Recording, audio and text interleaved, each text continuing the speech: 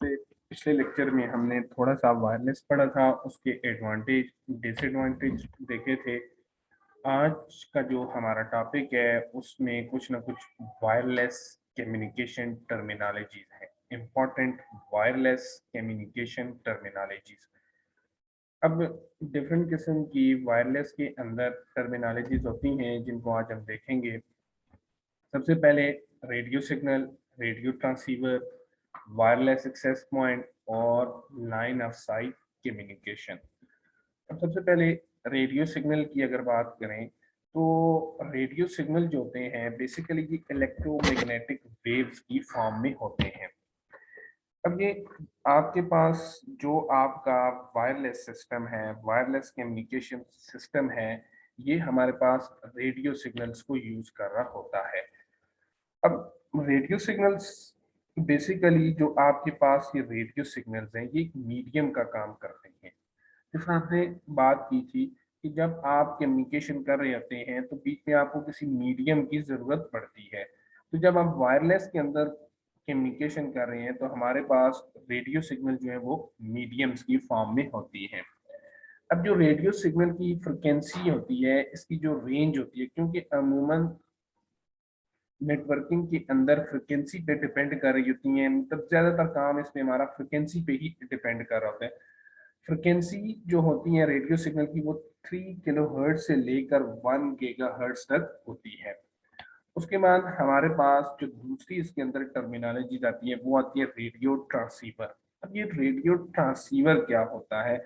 Basically जो ये radio transceiver होता है इसका काम होता है कि ये सम टाइम आपके पास जो आपका डेटा उसको ट्रांसमिट भी करते हैं, रिसीव भी करते हैं। मींस के डेटा सेंड भी करते हैं और रिसीव भी कर रहा होता है रेडियो सिग्नल के थ्रू।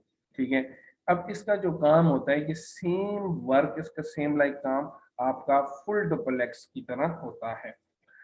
मतलब कि जैसा फुल डुप्लेक्स में था कि आपका डेटा आ भी रहा है, डेटा जहाँ पे भी वही काम है कि किस तरह साइमल्टेनियसली काम हो रहा है। मतलब कि आपका जो डेटा है आप इसके अंदर डेटा को सेंड भी कर रहे हैं और रिसीव भी कर रहे हैं साइमल्टेनियसली। ये नहीं है कि एट अ टाइम मींस कि जी पहले सेंड हो फिर रिसीव, इस तरह नहीं है, साइमल्टेनियसली जा रहा होता है। अब ये जो आपका ट्रांसीवर होता है ये कनेक्ट होता है स्टेशन से। ठीक है। किसको? ट्रांसीवर केबल को यूज करकर। अब ये आपको डिफरेंट पाथ्स प्रोवाइड कर रहा होता है, सेंड के लिए अलग पाथ और रिसीव के लिए अलग पाथ आपको प्रोवाइड कर रहा होता है। उसके बाद wireless access point. Basically wireless access point क्या चीज होती है? वायरलेस एक्सेस पॉइंट आपके पास एक ऐसा एक्सेस पॉइंट होता है जिसको यूज करके डिफरेंट यूजर्स आपस में बेसिकली कनेक्ट होते हैं। बेसिकली ये आपस में यूजर को कनेक्ट करवा रहा होता है, आपस में कम्युनिकेशन करवा रहा होता है। जैसा आप अगर मॉडेम की बात करें, वाईफाई की, तो वो एक एक्सेस पॉइंट है, उसको यूज कर हम डिफरेंट यूजर्स आपस में कनेक्ट होते हैं। बेसिकली ये एक ऐसा एक्सेस पॉइंट है, एक ऐसी डिवाइस है जिसके अंदर आपका डेटा जो है वो ट्रांसमिट होता है और रिसीव होता है। इसके अंदर आपके पास नेटवर्क अडाप्टर, एंटीना और रेडियो ट्रांसमीटर होते हैं।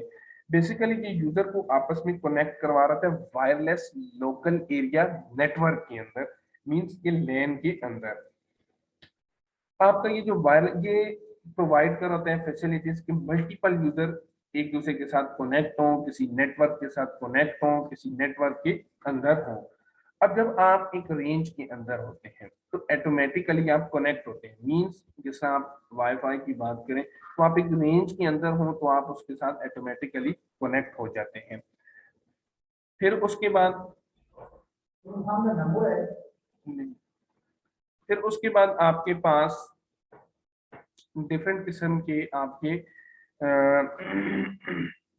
आप एक रेंज के अंदर थे तो आप कनेक्ट हो गए। जैसे ही आप रेंज से आउट हुए, अगर दूसरा कोई नेटवर्क है आप उसके साथ ऑटोमेटिकली कनेक्ट ही हो जाते हैं।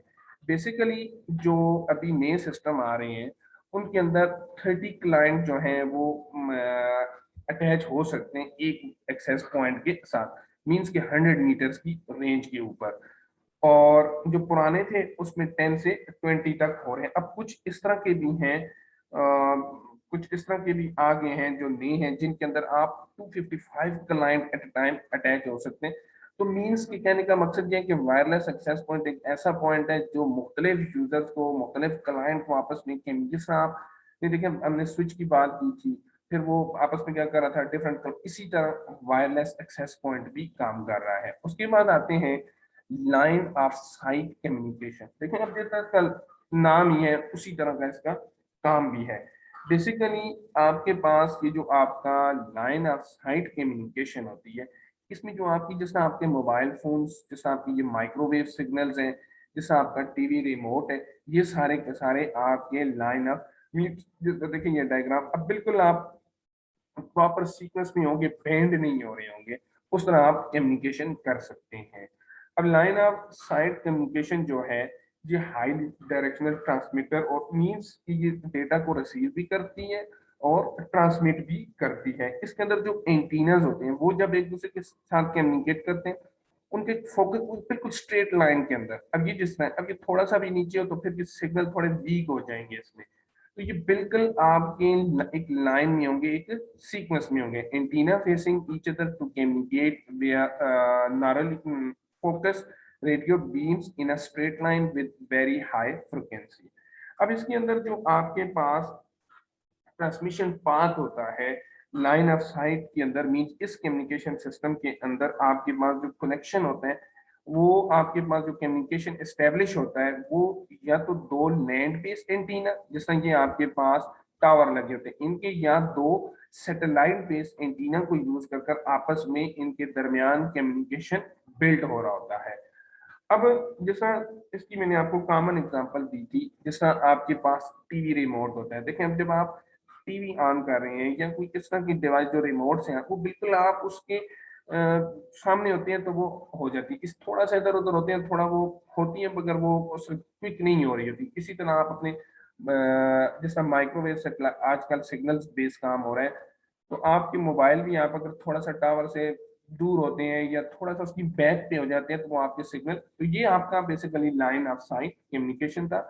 ये कुछ टर्मिनोलॉजीज थी जो आपकी वायरलेस कम्युनिकेशन टर्मिनोलॉजीज थी। ये मैं आपके साथ ये फाइल भी शेयर कर दूंगा और उसके बाद फिर आपने ये आपका टेस्ट है, ठीक है, आप असाइनमेंट के तौर पर या आपने अपनी नीट नोटबुक पे लेकर ये उसकी मेल कर दें या भेज दें व्हाट्सएप, जिससे आपको इजी लगे। ठीक है।